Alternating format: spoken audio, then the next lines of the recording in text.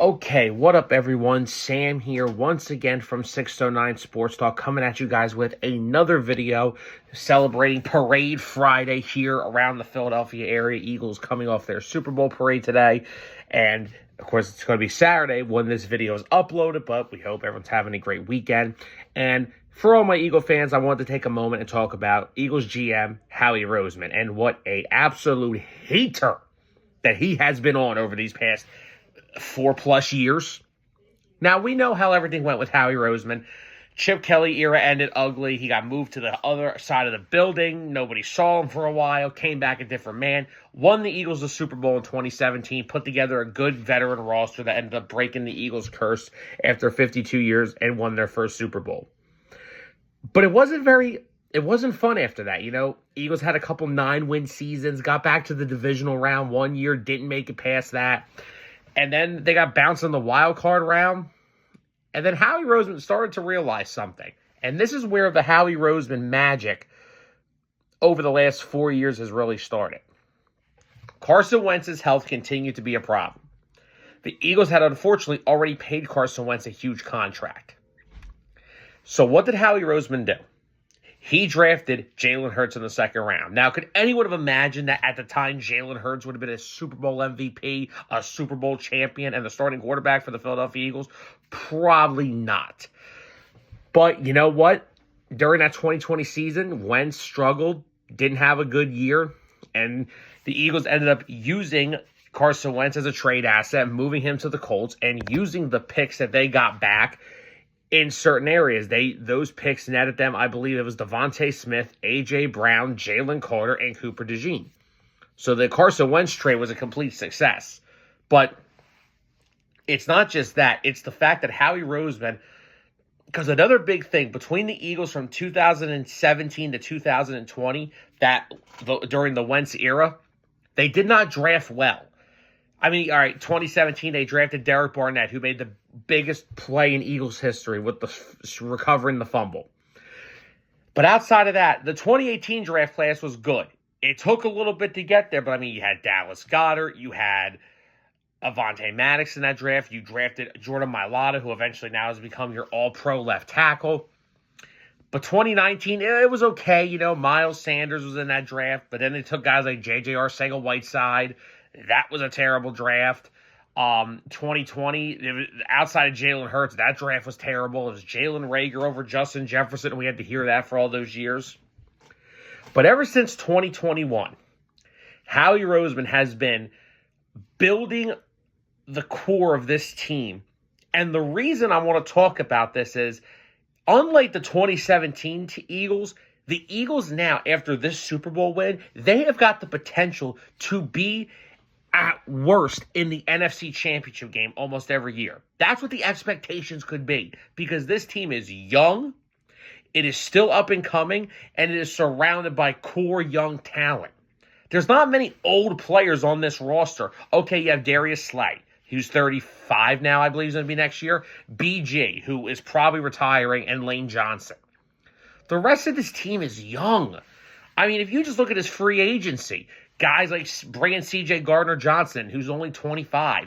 Reed Blankenship, who was an undrafted free agent 2-3 years ago, is only 25.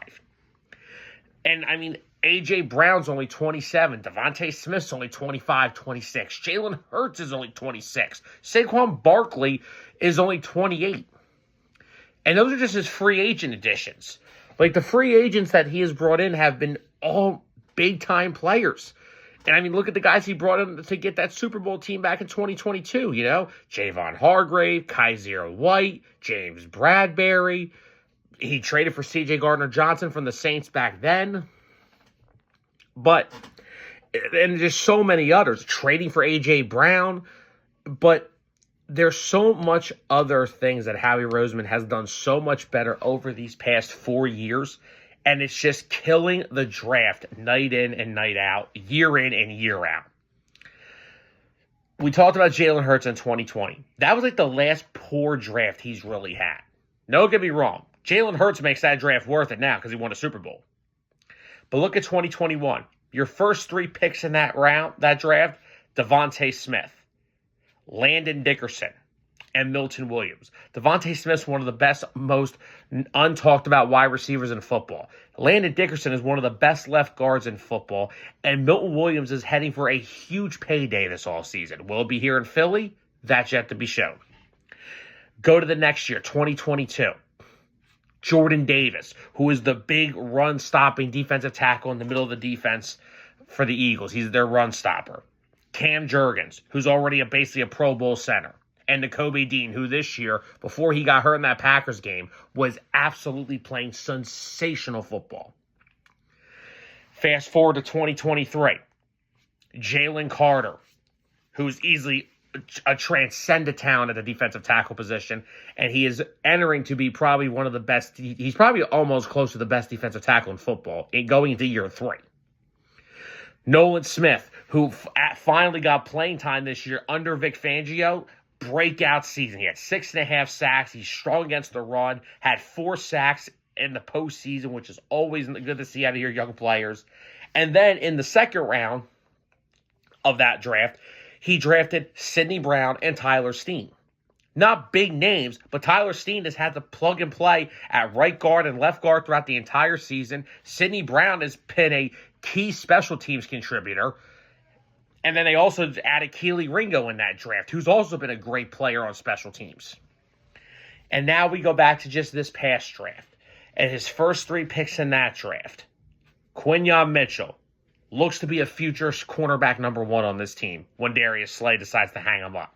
Cooper DeJean, who's probably going to be your cornerback 2/nickel corner. And he looks like he may be the best at it in a year or 2. He already may be one of the top ones, but he's already entered that. Jalix Hunt. Jalix Hunt was playing safety at Cornell 2 years ago. Then he transfers to another school. He starts to become an edge rusher, and he was just playing meaningful snaps and had a half a sack in the Super Bowl. And he's already looking into becoming a big contributor for next year's team. Not to mention other late-round guys like Maro Ojamo, who, if Milton Williams does leave in free agency, Ojamo's probably going to take that spot. I'm excited to see what Howie Roseman does in this draft class. He's got free agency, which he always kills. Like last year with Saquon Barkley, C.J. Gardner-Johnson, Zach Bond, who was a special teamer in New Orleans, and he turned into one of the best middle linebackers in football. Mekhi Becton took a flyer on him. He moved to right guard. He was one of the best right guards in football. And the crazy thing is, this past offseason, all that happened, and the first guy they signed in free agency was Bryce Huff, and he was not good all season. And it doesn't even matter because everything else they did was so great. And the biggest reason why Howie Roseman will have this team set up for years of success instead of like 2017 when you had a Super Bowl and then you kind of went 9 wins. That team, after 2017, that team got old and they got old fast. They kept adding older veteran players to try to keep it going and they weren't drafting well.